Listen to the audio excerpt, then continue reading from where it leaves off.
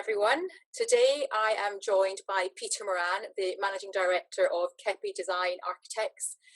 They are a firm based in Glasgow, but very much with an international reach in terms of where they carry out their business.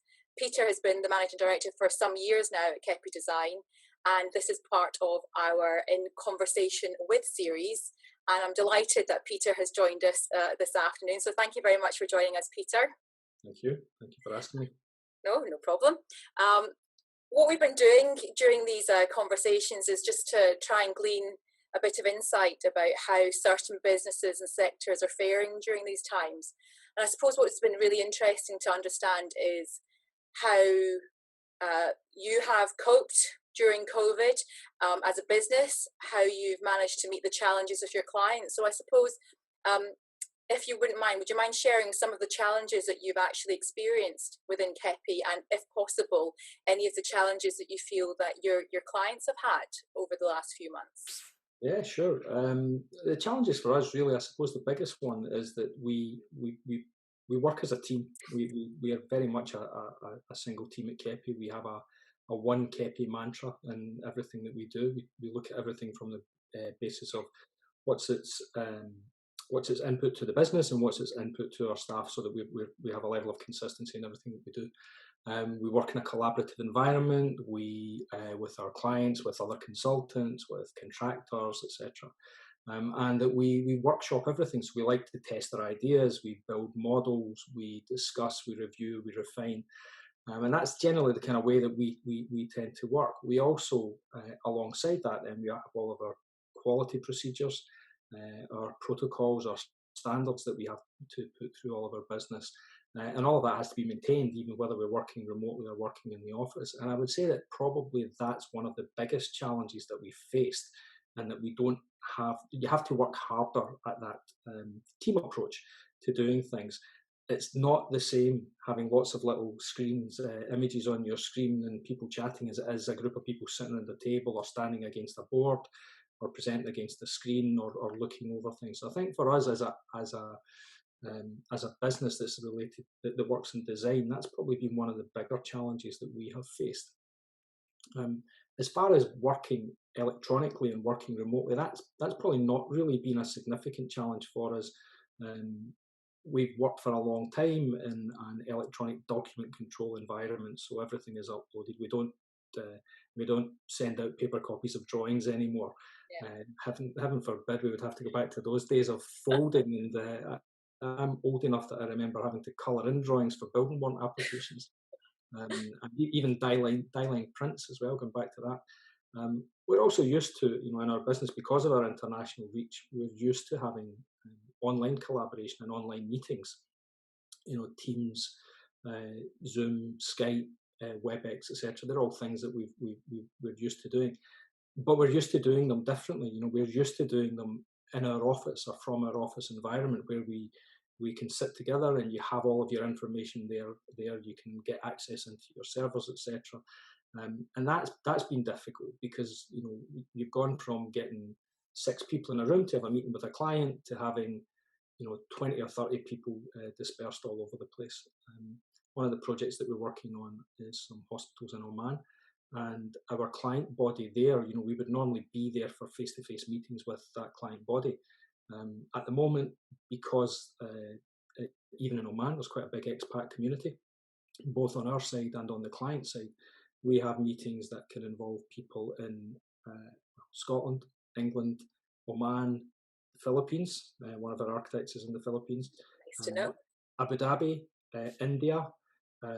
So people are spread all over the place. Dubai is also involved in it, and that itself then has a challenge. I think the challenge, I think most businesses found some issues with Teams, for example, right at the outset of it, because of just the sheer saturation that it was experiencing of everybody using it. I think the kind of novelty of Teams has certainly worn off for me, if I'm being absolutely honest. I've had some days where I can sit in front of my computer and all I seem to be doing is talking or listening to people talk for a whole day, and achieving the square root of 0 by the time I try and log off at night. So I think that it's been interesting in that regard, and that we've had the challenges of how we deliver our work and how we do our work.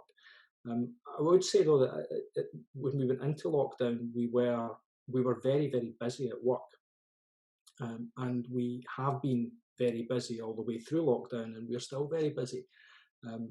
We knew lockdown was coming. You know, we'd seen all the evidence. We knew something was happening. So we prepared ourselves properly for it. We started probably about 2 weeks before it. We started with our IT teams, and we started looking at how we were going to continue to manage our business as seamlessly as we possibly could, with as little interruption as we could. So we looked at how we would move people to working from home, and the challenges that would entail, both from a hardware and a software point of view. We ran lots of scenario testing with various different types of software. We moved some of our projects onto cloud-based systems rather than on our office-based systems, because it would be easier for large groups of people to access on domestic broadband rather than on a business broadband. So we kind of felt that we were ready for it. Yes, we had hiccups. Folks' domestic situations going down, their broadband speed not being as fast as it is in the office, particularly when you're working with big models for projects. But when we closed the office on the 24th, we felt we were ready for it. And the 25th, everything was fine. So we were ready to. It was just like really, we stopped work at 5 p.m. on the Tuesday, and we started again at 8:30 on the Wednesday, and everybody happened to be at home. So that was all okay. We had planned for it. We knew the projects. We knew what all of our project requirements were. And then on the Friday, so the Friday the 27th, we were asked by NHS to help out on Louisa Jordan. And that really threw a cat amongst the pigeons, because it was something that we obviously hadn't programmed for, we hadn't scheduled for. We absolutely wanted to be involved in it from the outset, so we couldn't drop everything else and go after Louisa Jordan, so we did both of them at the same time. And it was a really, really challenging 3 and a bit weeks to work on it, but it was also incredibly rewarding. And there's not one single member of staff who said, I'm really putting in exceptional long hours here. Everybody who was working on it was quite happy to do so. I think the interesting thing for me from it was that it really showed what the construction industry could be like, or should be like rather, when everybody comes together with a single common goal. Now, you would think that that's what we do have anyway, but we all have slightly different individual goals within a project. And Louisa Jordan was something I've certainly never experienced in my 30 plus years in this industry, where we had several different contractors working on the same project, working together collaboratively. Every single day started with a review of what the issues were for the day and what the solution was going to be for those issues, and they had to be resolved that day, or there had to be an answer to how they were going to be resolved. Nothing was carried over, everything was just dealt with there and then. And it was really quite invigorating, I suppose, is the best way to look at it. And, we had a lot of conversation amongst the company and with the guys who were working on it as to, is this is the kind of thing that the construction industry should be like. Yeah. And how do we, in a post-COVID environment, when we get back to as close as we can get to normal, how do we take all of the lessons that were learned on Louisa Jordan and try and roll that through into projects? I think it will certainly change some of the people who work for us and the way that they approach projects and the way that they work with people. It would be really nice to think that it would also roll out across all of the other people that were involved in it, because there was an awful lot of people there. I was going to say that because obviously I'm not saying that everyone's got an ulterior motive when they're on a project or they're doing all, competitively, commercially, or different business interests when you are working on a construction project. But like you say, with Louisa Jordan, everyone's got a common goal, common interest, and definitely something that they all want to be on the same page with going forward. So in terms of, I suppose, not necessarily lessons learned, but the benefits that you experienced in working as one team, what part of those or aspects of that kind of ethos do you think might carry forward within the construction industry going forward? I think what would be really refreshing would be I don't know if it maybe came from the guys in the army who were there right on day one, and you know they don't hang about. they, Yeah. they really do not hang about. You know, if anybody wants to see how to get things done, then look at those guys. They approach everything with what is the challenge, what's the solution, and how do I get there? And they don't. There's no excuses in between times. There's no Like now, is it? yeah, delivery. It's now, and actually, you know, now is not a bad thing because there's just sometimes there's too many excuses as to why things aren't now. Now, okay, I appreciate that the whole industry had more or less hit the pause button at that point in time, and a lot of sites were closing, and there was probably a lot of availability of people. But when you really put your mind to it, and you had a major problem to resolve, and remember at that point in time, everybody thought that those 1,000 beds were going to be needed. You know, the numbers that were being quoted from all of the analysis were not that they're not big at the moment, but they were significantly larger than was anticipated in Scotland at that point in time. They are, and I think what I've noticed as well, I saw something in the BBC News today, though, is everyone's suggesting maybe a second wave at some point in the winter months. And there were some quite scary numbers around the 120,000 mark in terms of new deaths, not in total, but new deaths if there is a second wave. But that didn't take into consideration any measures, lockdowns, or vaccines or treatment that might be put in place by then. So you know, I suppose there is still there might be a case that these facilities might still be needed, but I'm quite hopeful that in Scotland in particular we won't maybe see that second wave. What's your view in terms of whether or not that's likely to happen here? I'm not medically qualified to give that kind of answer. I can listen to as much news and see as many as much analysis as anybody else. You know, winter is winter. We have a lot of winter flu and things like that. I think one of the things that a lot of places, a lot of the health authorities have tried to deal with is trying to make sure that all other services continue. You know, an awful lot of services were put on hold because of COVID, because they anticipated issues that COVID was going to bring with it. I think as a country, you can't just put all of your cancer treatment and any other types of treatment on hold. You know, you have to accept that was a 12-week blip to deal with a global pandemic. But hopefully in that 12 weeks, all of the planning has taken place that ensures that if there is a second wave, we cope with the second wave and everything else continues at the same time. Now that's a big ask because I think staffing is probably one of the big issues there. But you can't keep putting things like that on hold because there's just too much. It can't be acceptable to have that level of collateral from COVID. Absolutely.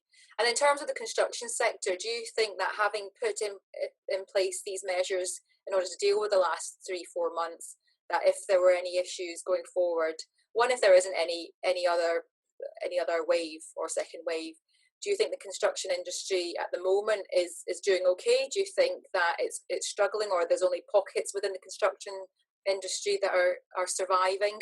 What's your view on the landscape in that sector? I think you've seen you'll have seen all the same reports as me. You know, it's not that there have been fatalities within the construction industry, by business fatalities, I mean that, and that some companies have simply folded and gone by the wayside, which is a great shame. There's been massive use of the furlough scheme in the construction industry, particularly around contractors. And that's understandable because, you know, they have a huge amount of people who need to be on building sites. And when building sites close, it's very difficult to redeploy all of those people. We were lucky that we had a huge amount of work that was in pre-construction phase, so we were able to keep that work going. And, you know, we were impacted from a project point of view, but we were impacted by projects that were mostly projects that were on site that basically stopped. But where we had we were able to redeploy a lot of people onto pre-construction projects where we were working on early stage design or on delivery packages for projects that were further down the line. And we've had a couple of projects where clients have maybe just taken a step back and said, I'm going to think about this a little bit longer and see what the industry's like when I come out of this, what the environment's like, if the project is still necessary. We had one of them that we thought would probably go on hold for a bit longer, but it's already started back up again. So okay, well, that's good. That's quite interesting. But you're slowly beginning to see construction sites opening up again. Glasgow was quite busy. It was pretty busy before that. A great benchmark for any city is the number of tower cranes, and Glasgow had a lot of tower cranes in the city centre. You drive over the Kingston Bridge and take a look left and right, and when you start seeing cranes, and you think something's happening, because cranes are generally big projects. Whether you're going from Barclays or up to the university or any of these big projects around the centre of town, Bothwell Street, etc. There was a lot of work going on in the city centre. Slowly, you're starting to see that work increase. Now you're seeing tenders being awarded, and obviously, and things starting to grow again and move on. I think some sectors and some particular project types will be slower to come out of it than others. But that's probably more to do with the after effects of a COVID lockdown, and how we ease back to some level of normality. People aren't really staying in hotels at the moment, so there's not a lot of foreign students looking at. If you believe some of the stories, there's going to be a great reduction in foreign students coming to not just Scotland but to the UK. Will they need any more student accommodation, for example, or will they have capacity to deal with that? I think it's also really important to recognise that you can't really look on all of that as a doom and gloom scenario, because anybody who's commissioning a project right now, commissioning a building, that building's probably not going to be built for 2.5 to 3 years anyway. So I think there's a lot of developers out there who are looking at the long game rather than looking at the right now. And okay, there's not a lot of tourists, so maybe not a need for hotel rooms. Is it still going to be like that in 2 years' time?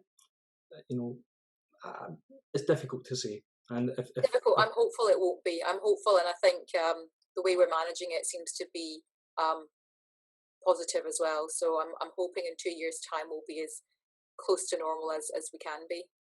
I think we will be, and I think the industry will be back to normal. We might be doing things differently. Our buildings might change. The way that we use the buildings might change. In fact, they will change. The way that we use offices, the way that we use schools, probably even the way that we use hospitals, will all change. But the construction industry has coped with change for centuries. Whether it's new products coming to the market or new materials or building higher and taller and faster, change is one thing that the construction industry is very good at dealing with. It's a very adaptable and flexible industry. So on that note then, I suppose given what we've experienced over the last few months, if you were to impart, you yourself in your capacity as either managing director of Keppie or just with your years and years of experience, if you were to impart any sort of learning points, whether that's commercially, within business, or within architecture, within construction, whatever it may be, what would you say the main learning points are from what we've gone through over the last few months, and what we should be taking forward from here on, essentially? I think one of the points is you definitely have to try and stay positive, and you have to be flexible. You have to be adaptable. You have to recognise that the game is changing, and you have to be ready to make the changes that suit you. One of the things that we have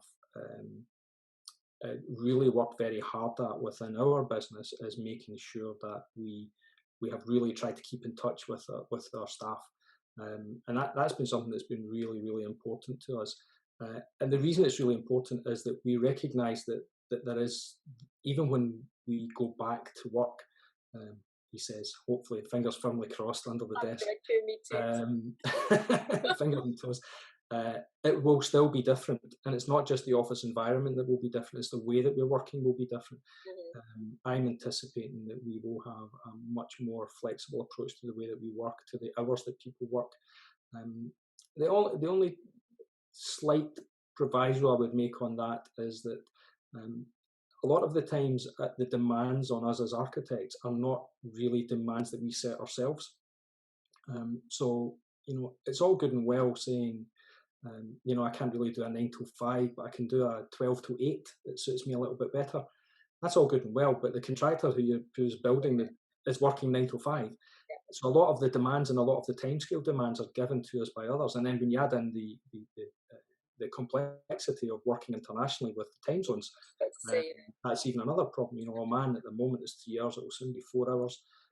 That gives us a difficulty as well. You know, we log on in the morning and they're already having lunch. So you know, you kind of your time scale of to work collaboratively gets a little bit shorter.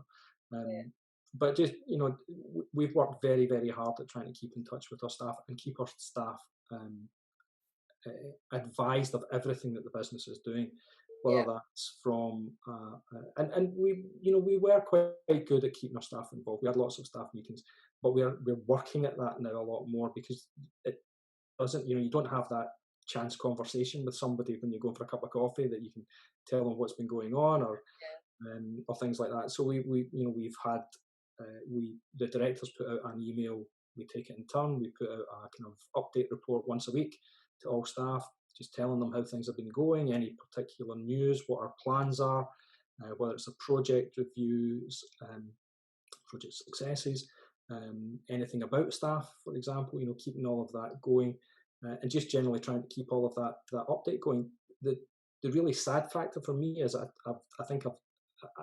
I enjoy the office environment.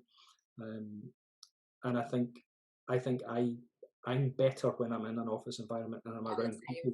I'm sure my wife would disagree, but I think I'm actually quite social. My husband and my children would probably disagree, but yes, I definitely am missing the office. And like we were just before we started this, I've struggled enormously with the different hats that I have to put on in the home environment. I've not got that balance right, and I don't think it's possible to get that right, actually, and to do everything as it's meant to be done. So I agree. I'm missing it. I can't wait to get back into the office, but I appreciate safety comes first. But I think we're easing into that very shortly, I think. Yeah, I mean, we've had you know, the other things, we've had 2 retirements so far, and you know, you can't celebrate somebody's worked with you for, you know, one of them is well over 30 years. Another one just a couple of weeks ago was, you know, nearly 15 years in. You can't really give these people the reward that they deserve of, and the send off and the party, the big send off and the party and all that kind of stuff. It doesn't happen. We've had numerous birthdays, so you know, I've probably my waistline has benefited from not having all the birthday cake in the office. We've had new staff who joined us after lockdown and started working with us after lockdown, who haven't had that opportunity of meeting the new colleagues and seeing the new environment. You know, some of them are saying that I've worked here for 3 months, I don't even know what the office is like. We've also, you know, we're not different from any other business. We've had some of our staff who've lost family members, which has been really sad, and you try to support them as best you can. But personally, I just find the remoteness of all of that really quite difficult to deal with. We've also been really, really conscious of the effort that staff have put in to support the business throughout, and some of the hours that people have recorded are quite fantastic. You know, working really, really long hours. We took the decision early on, and that you know, after the first few weeks when we were looking at timesheets and things, thought that this is not sustainable. Some of these numbers are a bit crazy. So we thought, okay, let's start, and we'll do all of our staff updates on a Friday. We'll change our working hours, so we now stop at 3:30. We encourage everyone to stop at 3:30 on a Friday. Not that there was anywhere for them to go to, unfortunately. So we started having switch off, though, isn't it? It's just to know. Yeah, and what we did, what we also had was we started having our TGI Fridays, so our kind of social get-ups on Zoom, having a beer, having a chat, letting people have a bit of a blether. Some of them lasted an awful long time.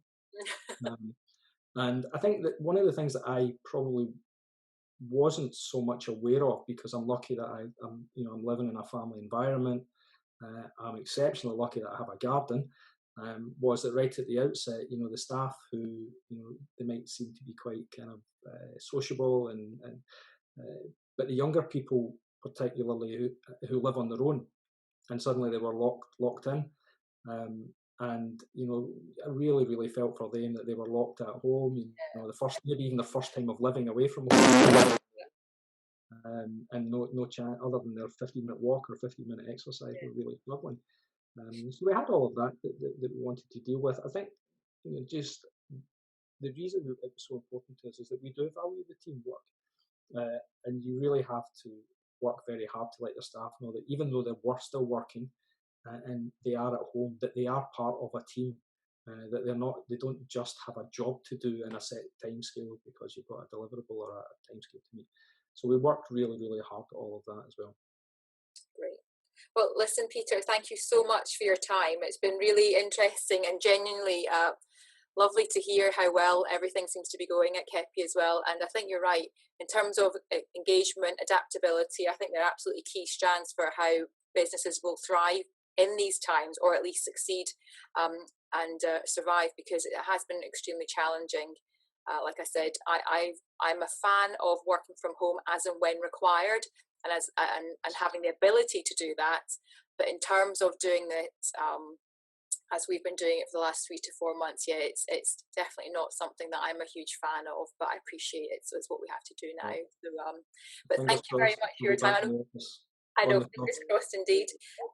For anybody who wants to know more about Peter himself, or indeed his expertise, or what Keppie Design architects do, then I'm sure he'd be more than happy to be reached out to directly, or again, an alternative, you can contact me and I would more than happy connect you to Peter going forward as well. So thank you everyone for listening, and thank you once again to Peter for your time, really helpful, and hope you all enjoy the rest of your afternoon. Thank you. Thank you. Bye.